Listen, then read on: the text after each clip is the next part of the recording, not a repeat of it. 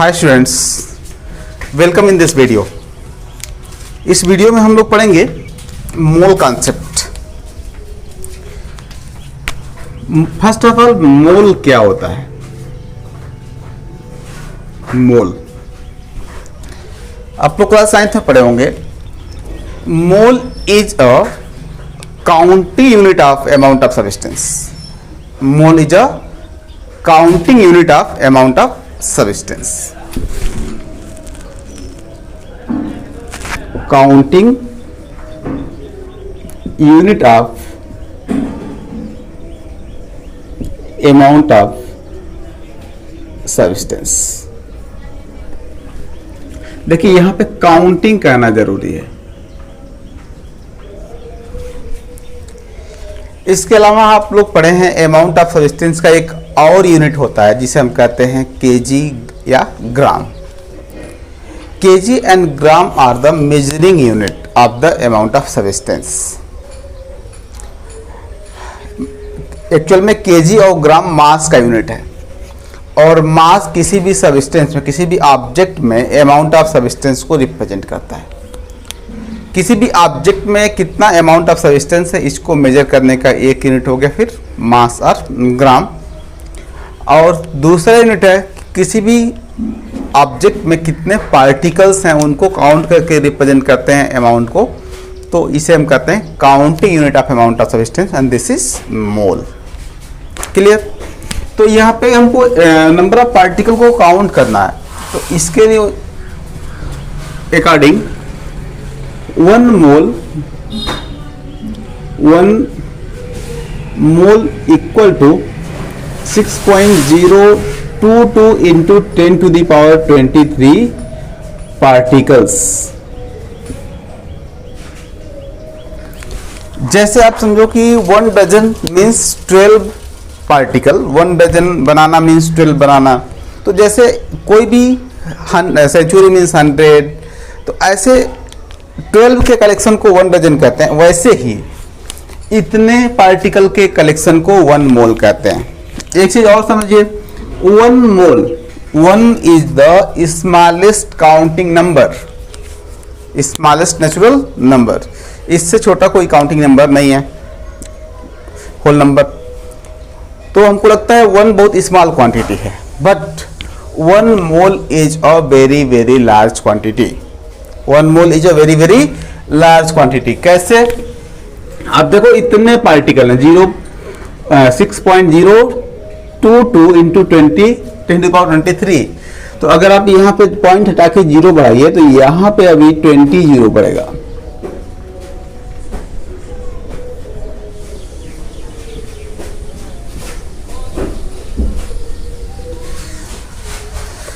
तो अब देखिए ये एक लार्ज नंबर है। अगर 1 मोल व्हीट ग्रेन है, गेहूं के दाने, और उसमें से आप 1 लाख दाने को, 1 लाख व्हीट ग्रेन को 1 सेकेंड में निकालिए, तो भी 1 मोल व्हीट ग्रेन को रिमूव करने में कई 100 साल लग जाएंगे। तो this means 1 mole is a very very large quantity. 1 मोल इतना लार्ज क्वांटिटी है कि आप 1 मोल ह्यूमन बीइंग नहीं कह सकते हैं।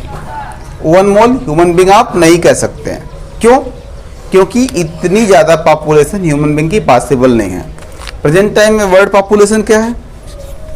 देखिए 1 10 100,000,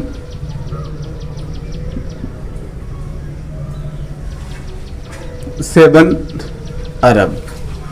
इससे 10 टाइम बढ़ा दीजिए, यहां तक जा सकता है।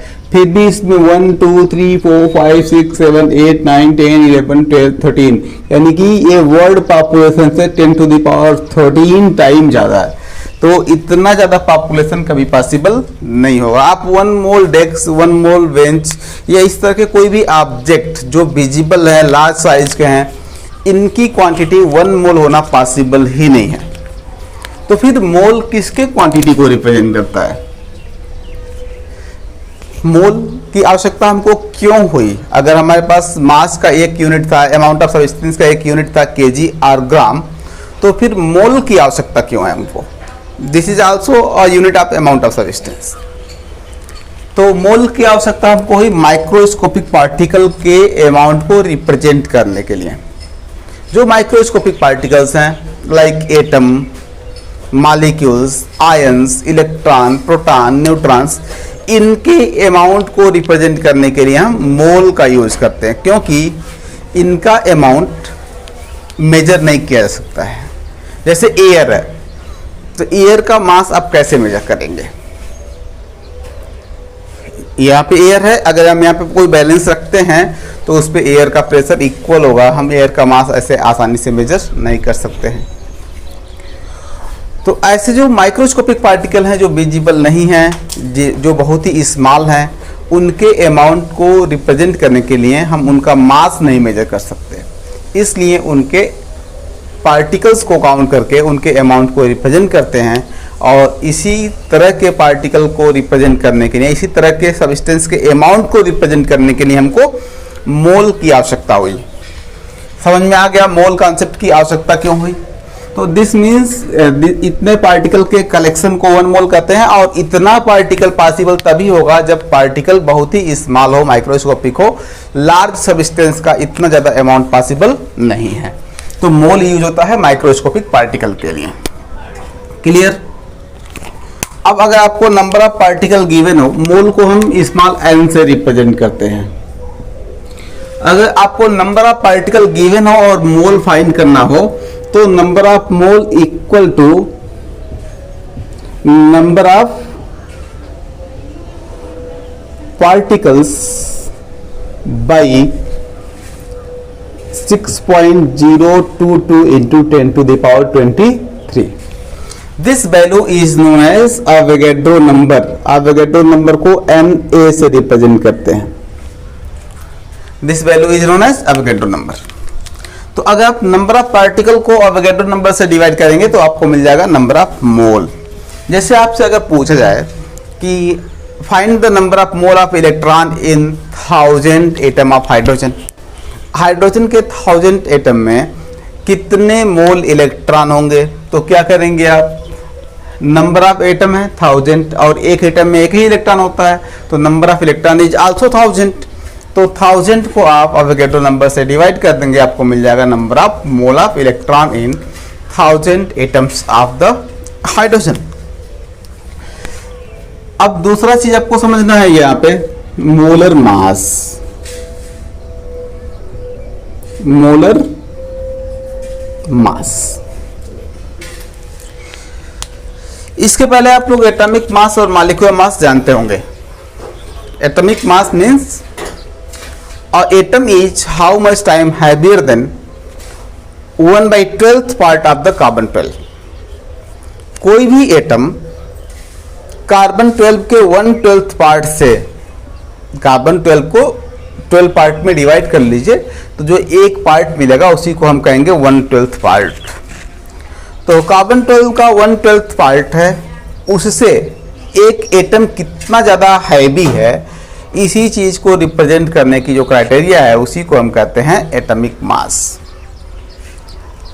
दिस मीन्स हाइड्रोजन का एटॉमिक मास 1 है, तो इसका मतलब ये हुआ कि mass of hydrogen is equal to the 1/12th part of carbon 12। अगर ऑक्सीजन का एटॉमिक मास 16 है, तो this means oxygen is 16 time heavier than 1/12th part of the carbon 12। Clear? ये एटॉमिक मास है और इसका यूनिट होता है AMU और U। AMU, AMU means atomic mass unit and U means unified mass. पहले AMU यूज करते थे एटॉमिक मास के यूनिट को, अब एटॉमिक मास का यूनिट यूज किया जाता है यूनिफाइड मास। अब देखिए हमको यहां पे समझना है मोलर मास। मोलर मास होता है mass of 1 mole substance in gram. 1 mole substance का मास जो ग्राम में होगा उसी को मोलर मास कहते हैं, और इसकी वैल्यू इक्वल होता है it is equal to the molecular mass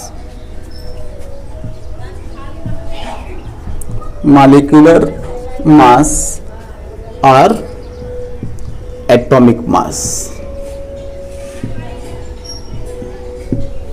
जैसे देखिए, अगर हम हाइड्रोजन की बात करें, दिस इज हाइड्रोजन एटम, तो इसका एटॉमिक मास है 1 AMU, तो इसका मोलर मास होगा 1 gram. Atomic mass is, this is atom and this is atomic mass and this is molar mass। तो यहां पे आप देख सकते हैं एटॉमिक मास की जो वैल्यू है 1 AMU है और मोलर मास की वैल्यू 1 ग्राम है। मान ली यूनिट चेंज होगा, वैल्यू इक्वल होंगे। ऐसे ही अगर आप बात करोगे कार्बन की, तो कार्बन के एटम का एटॉमिक मास होता है 12 AMU, तो कार्बन का मोलर मास होगा 12 ग्राम। यानी कि जिस एटम का एटॉमिक मास जितना होता है उसका मोलर मास उतना ही होगा, लेकिन वैल्यू ग्राम में होगा। ऐसे देखिए आप, ऑक्सीजन का एटॉमिक मास होता है 16 AMU, then it's molar mass will be 16 gram. Clear? ऐसे ही मॉलिक्यूल्स की बात भी हम कर सकते हैं। We can discuss about molecules.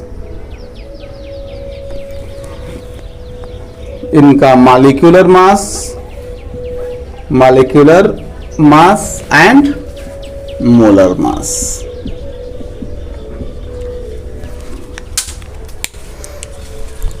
जैसे यहां पे देखिए H2, this is hydrogen molecule, तो यहाँ पे 2 हाइड्रोजन एटम है, इसका मॉलिक्यूलर मास होता है 2 AMU, then molar mass molecular mass के इक्वल होगा, this means it will be 2 gram.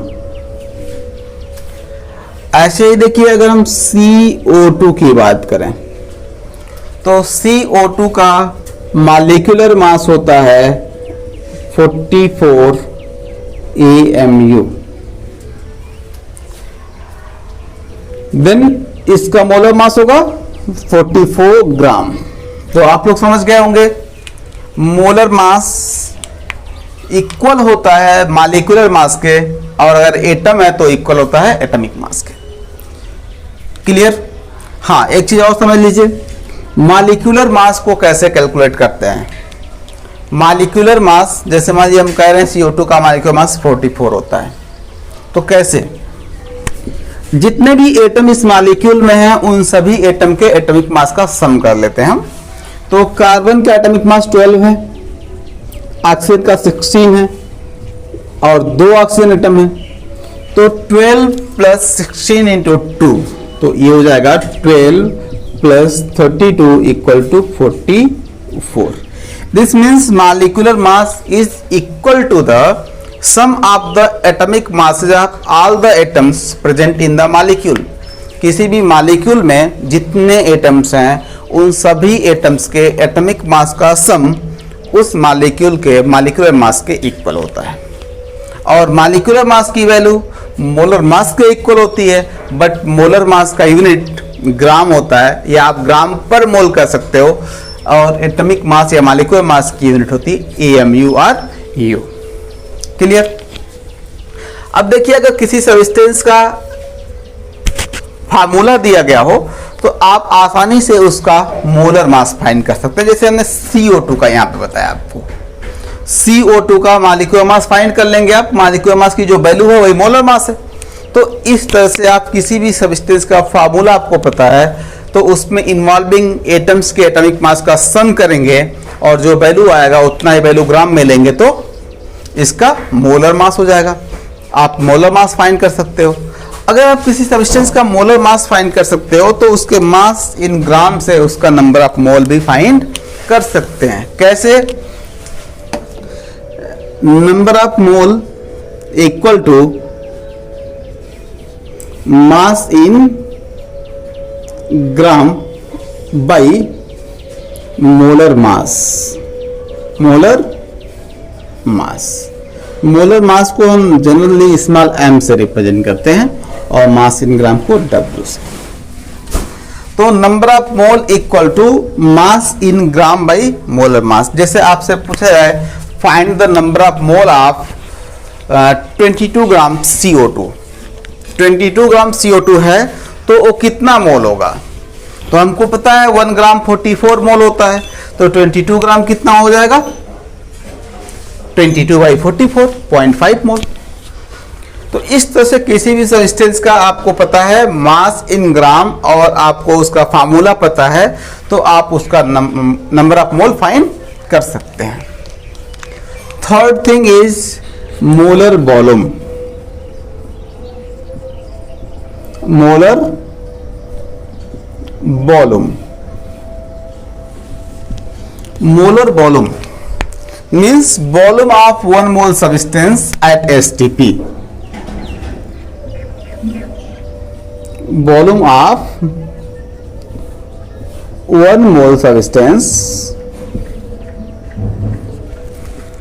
at STP, not substance, you can say 1 mole gaseous substance, gas at STP is called molar volume. देखिए यहां पे STP का मतलब standard temperature and pressure. किसी भी gas का स्टैंडर्ड टेम्परेचर एंड प्रेशर पे volume constant होता है। तो अगर हमको 1 मोल गैस का वॉल्यूम पता है तो हम लार्ज वॉल्यूम ऑफ गैस में नंबर ऑफ मोल फाइंड कर सकते हैं। एक्चुअल में 1 मोल का वॉल्यूम होता है 22.4 litre. At STP, molar volume of all the gases is 22.4 litre. अब अगर आपसे कहा जाए find the number of mole of CO2 in its 11.2 litre, तो क्या करेंगे? Number of mole equal to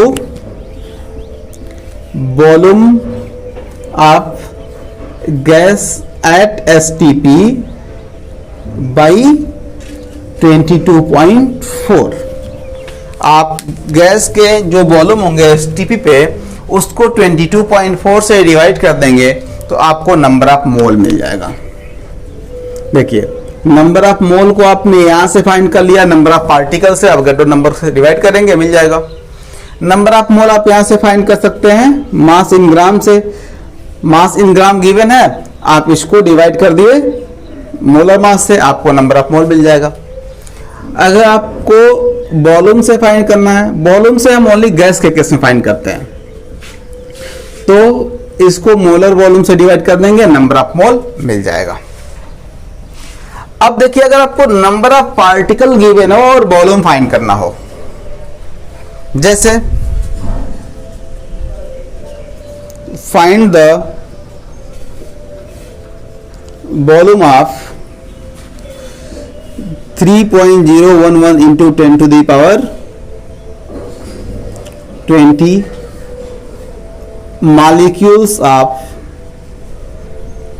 CO2। CO2 के इतने मॉलिक्यूल्स हैं, कितने? 3.011 into 10 to the power 20 molecule, और कलेक्टिवली ये कितना वॉल्यूम ऑक्युपाई करेंगे ये हमको बताना है।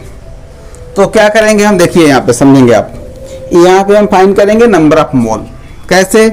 नंबर ऑफ पार्टिकल गिवन है 3.011 into 10 to the power 20 by Avogadro number 6.022 into 10 to the power 23। तो इस वैल्यू को आप डिवाइड कर देंगे 2 से, देन ये भी डिवाइड हो जाएगा, 10 टू द पावर -3 बचेगा ओनली।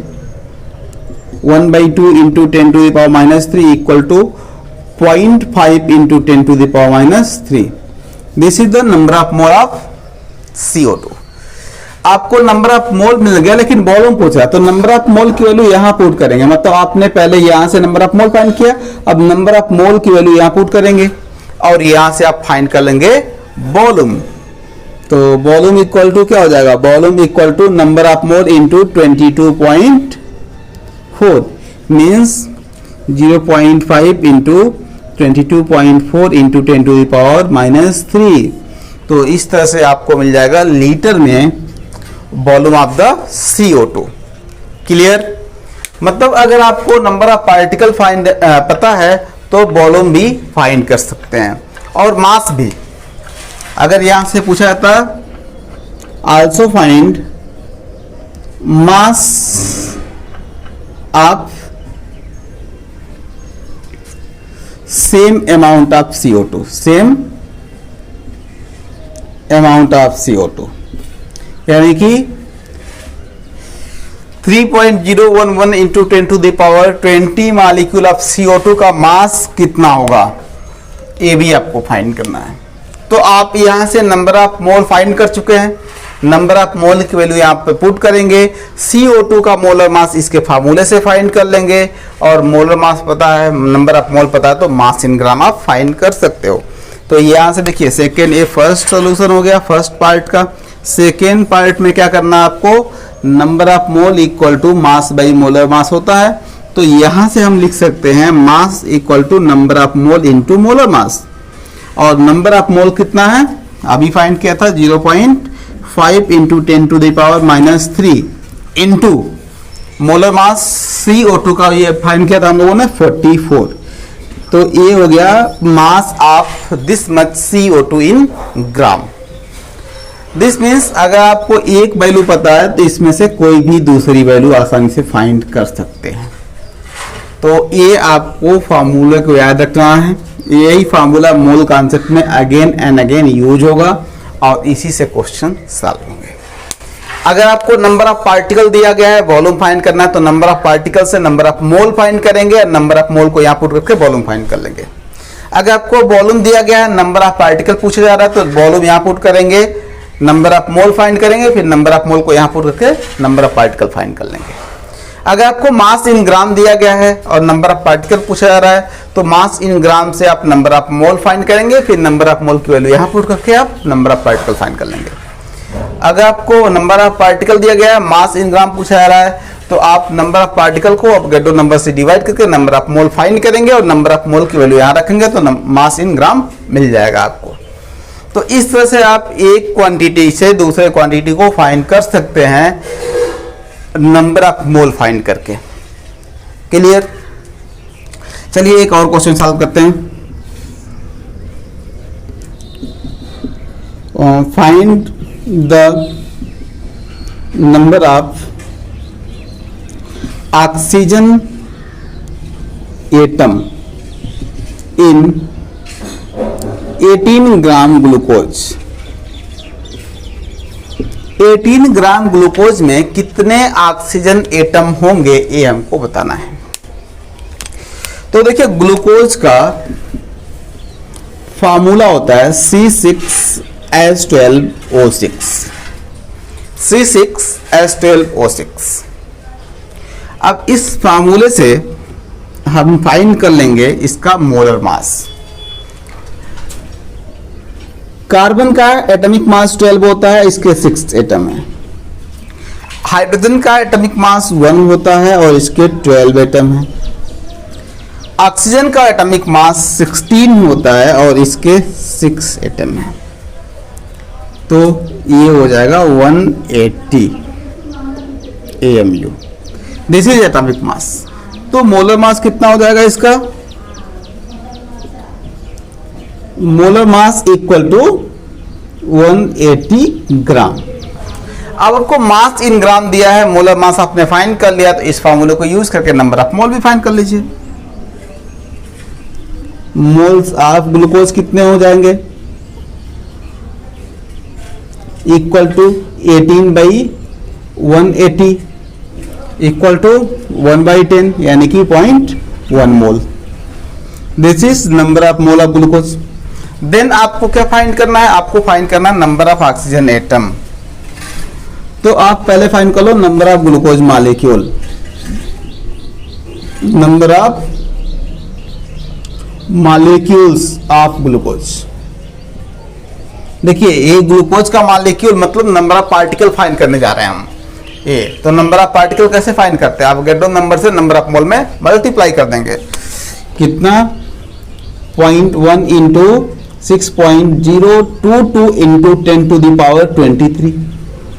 यहां से मिल जाएगा आपको number of mole of glucose. कितना हो जाएगा? 6.022 into 10 to the power 22। This is number of mole of number of molecules of glucose. अब देखिए ग्लूकोज के एक मॉलिक्यूल में कितना ऑक्सीजन है? 6 ऑक्सीजन एटम। देन इतने मॉलिक्यूल में कितना ऑक्सीजन एटम होगा? 6 से मल्टीप्लाई कर देंगे। Number of O atoms equal to 6.022 into 10 to the power 22 into 6 atoms. These are the number of oxygen atoms in 18 gram glucose. तो ये समझ में आ गया आप लोग को। देखिए ओवरऑल मोल कॉन्सेप्ट इन्हीं 3 फार्मूले से सॉल्व होता है। हाँ, किसी किसी बुक में आपको दे देगा ग्राम molar molecular mass, gram molecular mass and gram atomic मास। ये 2 कॉन्सेप्ट भी मिलते हैं। ग्राम मॉलिक्यूलर मास का मतलब होता है 1 gram molecular mass means 1 mole molecule, and gram atomic मास का मतलब भी होता है 1 मोल एटम। और इसकी वैल्यू होती है मोलर मास के इक्वल, और इसकी वैल्यू भी मोलर मास के इक्वल होती है, क्योंकि 1 मोलर मास के इक्वल होता है। मोलर मास मतलब मास ऑफ 1 मोल सब्सटेंस। तो अगर 1 ग्राम एटॉमिक मास, जैसे यहां पे समझिए हाइड्रोजन का मोलर मास 1 ग्राम है, तो इसके 1 ग्राम को हम कहेंगे 1 ग्राम एटॉमिक मास। और कार्बन का मोलर मास 12 है, तो इसके 12 ग्राम को 1 ग्राम मॉलिक्यूलर मास कहेंगे। 1 gram molecular mass of carbon is equal to 12 gram. ऐसे ही अगर हम ऑक्सीजन की बात करें तो ऑक्सीजन का एटॉमिक मास 16 है, यानी कि इसका मोलर मास 16 ग्राम है, तो 16 ग्राम ऑक्सीजन को कहेंगे 1 gram atomic mass. This is atomic mass. तो जितना भी वैल्यू मोलर मास का होता है उतने वैल्यू को 1 ग्राम मोलर मॉलिक्यूलर मास कहते हैं। अगर एटम है तो उसी वैल्यू को 1 ग्राम एटॉमिक मास कहते हैं, यानी कि मोल को ही रिप्रेजेंट करता है ग्राम एटॉमिक मास और ग्राम मोलर मास। जितने मोल होंगे उतने ही ग्राम एटॉमिक मास भी होंगे, उतने ही ग्राम मॉलिक्यूलर मास भी होंगे। तो this are all about mole concept. आप लोग ये फार्मूला अच्छे से याद रखेंगे। जहां भी मोल का यूज होगा इन्हीं में से एक फार्मूला यूज होगा, इसके अलावा कोई फार्मूला यूज नहीं होगा। Okay, thank you.